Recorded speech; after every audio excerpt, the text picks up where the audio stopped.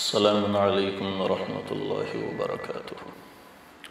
الحمد للہ الذی لا نحصی ثناء علیہ وهو کما اثنى علی نفسہ، وصل علی محمد کما انت اہلہ وفعل بنا ما انت اہلہ انک اہل التقوی واہل المغفرہ۔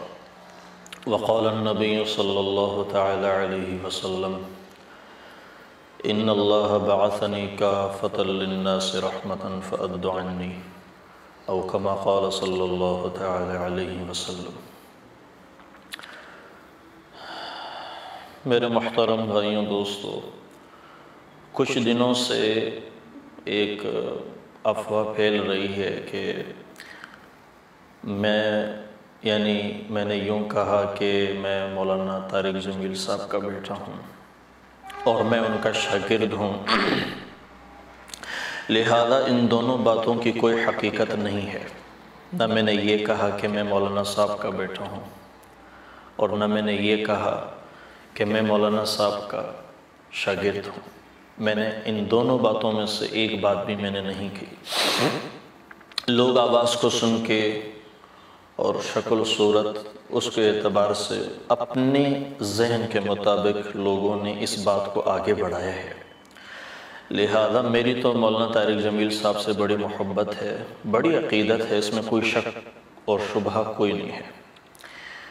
باقی بات یہ ہے کہ آج اگر میں ڈانسر ہوتا، میں فلموں میں کام کرتا، یا میں کسی ایسی چیز سے میرا تعلق ہوتا تو ساری دنیا میں چرچا بھی ہوتا، نام بھی ہوتا، لیکن میں نے وہ زندگی چھوڑ کے، ایسا نہیں کہ مجھے پتہ نہیں ہے، ہر چیز کا پتہ ہے، دنیا میں کیا ہو رہا ہے ہر چیز کا معلوم ہے، لیکن اس چیز کو، دین کو آڑ لگا کے دنیا کمانا، یہ نہ مقصد بنا ہے، نہ ہمارے اساتذہ نے یہ چیز سکھائی ہے۔ دین سے دنیا آ جاتی ہے، پر دنیا سے دین نہیں آیا کرتا۔ دنیا کا تعلق اللہ رب العزت نے مقدر کے ساتھ جوڑا ہے، اور دین کا تعلق اللہ رب العزت نے مشقت کے ساتھ جوڑا ہے۔ اس میں نہ قوم چل سکتی ہے، نہ قبیلہ چل سکتا ہے۔ جس کے اندر تقوی، جس کے اندر صلاحیت، جس کے اندر جستجو ہوگی۔ لہٰذا دوسری جو میں آخری گزارش کرنا چاہ رہا ہوں وہ یہ ہے کہ ہم اکابرین کو پڑھتے ہیں اور اکابرین کو سنتے ہیں۔ ہمارے اکابرین ایسے تھے، ہمارے اکابرین ایسے تھے، لہذا ہم سنتے ہیں۔ اس چیز کو عملی پریکٹیکل لائف میں لانے کی ترتیب کوئی نہیں ہے۔ میں نے یہ نیت کی کہ بھئی یہ جو زندگی کا اصول ہے، یہ زبان سے دل کے اندر منتقل ہو جائے۔ جب تک اندر منتقل نہیں ہوگی کام نہیں بنتا۔ میں نے یہ نیت کی اور اس چیز کو اپنانے کی کوشش کی، اور اللہ نے بھی اس چیز میں اللہ سے میں شکر گزار ہوں کہ اللہ نے مجھے یہ اتنی بڑی نعمت عطا فرمائی، اتنی بڑی دولت اللہ نے عطا فرمائی۔ باقی میں یہ کہتا ہوں کہ اکابرین بننے کی نیت اور کوشش خود کرنی چاہیے، فرد کو کرنی چاہیے، لیکن ہاں اگر کوئی بننا چاہے گا تو اس کو تنقید کا نشانہ بنانا، اس کے پیچھے پروپیگنڈا کرنا، اسے بدنام کرنا، ذاتی اختلافات کو آڑ میں لے کر پھر اس طرح بدنامی، پھر اس طریقے سے افواہ پھیلانا، مسلمان کی توہین اور ذلیل۔ مجھے پھر یہ جو ایک اشتہار شائع ہوا تھا جس میں یہ ساری چیزیں لکھی ہوئی تھی تو بہت دکھ ہوا اور بہت افسوس ہوا، انتہائی درد سے میں کہہ رہا ہوں کہ اتنا افسوس اور درد مجھے ہوا کہ آج مجھے ان چیزوں کا سامنا کرنا پڑا۔ کم از کم مجھ سے پوچھ تو لیا ہوتا، کسی پہ فیک کا لفظ، کسی پہ فیک فٹ کرنا، یہ کس نے اختیار اس چیز کا دیا ہے؟ بن تحقیق کسی پہ فیک کا لگا لینا اور اسے ذلیل کرنا اور اس کو رسوا کرنا، اصلاح کا طریقہ بھی تو یہ نہیں ہوتا، اور نہ مولانا طارق جمیل صاحب اس چیز کو پسند فرماتے ہیں۔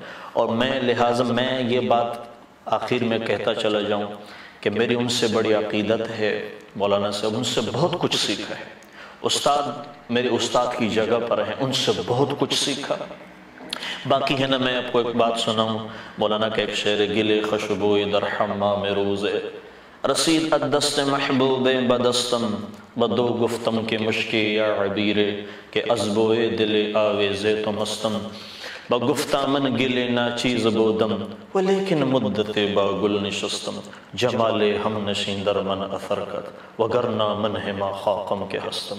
یہ اللہ کا نظام ہے۔ تو آپ حضرات سے گزارش ہے کہ تمام عالم اسلام پر رحم کیے جائے، ان پر ترس کھایا جائے، ان کی اور اس فرقہ واریت کو اور تعصب کو اور اس من گھڑت باتوں کو، صفات کو دیکھا جائے۔ اللہ کے نبی کے بعد وحی کا اترنا کوئی نہیں، وحی دنیا میں آئے گی نہیں، تو اللہ کے نبی کے بعد ظاہر پہ فیصلے ہوں گے، باطن پہ فیصلہ نہیں ہو سکتے، باطن پہ فیصلہ نہیں ہو سکتے۔ تو میری آپ سے گزارش ہے کہ میرے اندر کوئی کمی، کوئی کوتاہی تھی، مجھے کہا جاتا، لیکن میں نے سراسری سے نہ میں نے یہ کہا کہ میں مولانا کا بیٹا ہوں، نہ میں نے یہ کہا کہ میں الحسنین سے فارغ ہوں، ان دونوں باتوں میں سے میں نے ایک بھی نہیں کی۔ لہٰذا آپ کے سامنے گزارش ہے کہ میں نے یہ پیغام آپ کو دینا تھا، لہٰذا اس طریقے سے اب اس چیز کو آگے منتقل کرنا یہ اتباع سنت کے بھی خلاف ہے اور فقہا کے نزدیک بھی ٹھیک نہیں، اور پھر اسلام کے دائرے میں بھی یہ جائز نہیں۔ اللہ تعالی ہمیں اس پر عمل کرنے کی توفیق عطا فرمائے۔ السلام علیکم۔